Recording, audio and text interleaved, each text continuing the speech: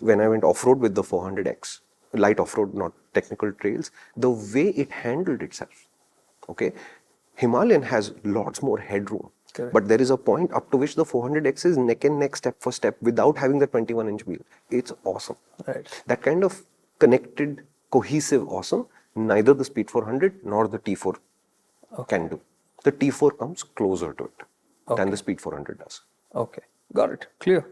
Yeah, and to me, it's very easy. You go to a Triumph dealership, you ride the T4 and you ride the 400 back to back. I promise you will prefer one over the other. It's that clear for me. I don't think you'll be confused even for a minute, even if they give you a 3-kilometer test ride. Even if they put a pillion on the back, I don't think you'll get confused.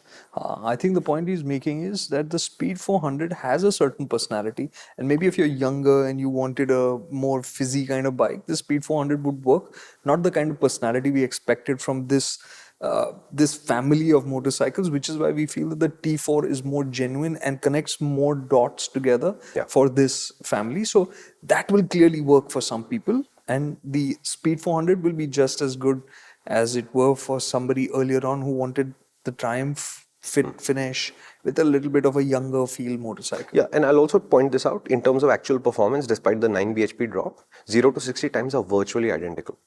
Okay, so at city speeds, you are not going to notice the difference in performance between the 400 and the T4. What you might notice is you make a heck of a lot fewer gear changes to get the same job done on the T4. Okay, where the Speed 400 might require you to make 2 or 3 gear shifts. You may not shift a gear, maybe 1 gear, right?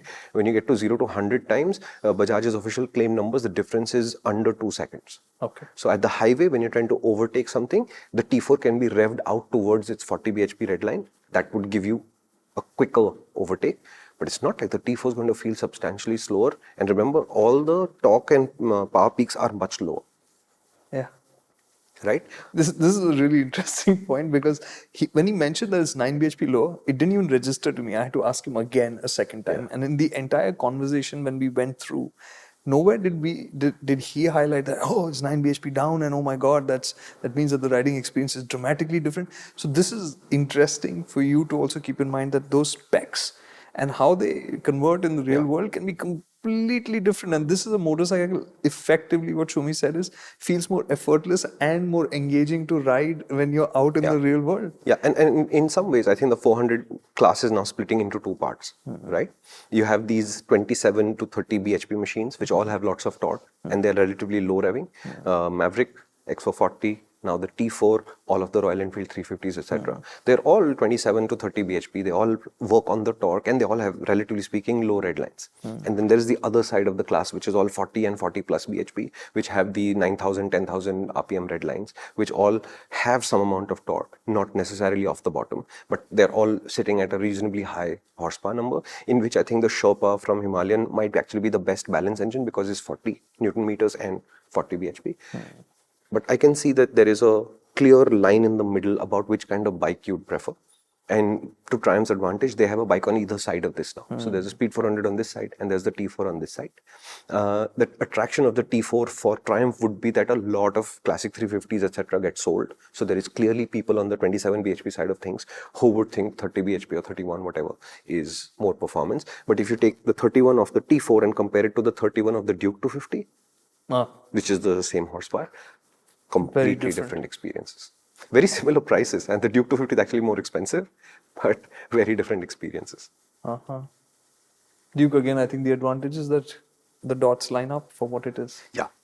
So if you're looking for a sporty naked that's not too challenging but challenging enough, keeps a new rider engaged, Duke 250 hits all of those markers very, very cleanly. In the same way, I think if they hadn't just made the handling so jumpy, if they just let it feel heavier, and I'm saying feel heavier, don't mess with the steering geometry, make the handlebar even narrower, make it a little bit more deliberate, I think the T4 would come together as an even more cohesive product. Yeah, and we discussed this also on Disconnect.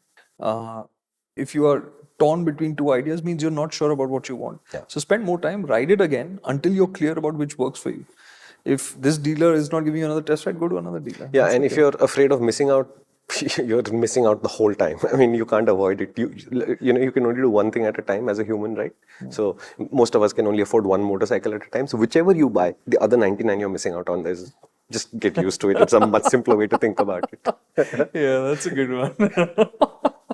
Right. If you're gonna FOMO, there's so much to FOMO about. Yeah, everything is a FOMO, right? If I order a burger for lunch today, I can't have a pizza, Yeah.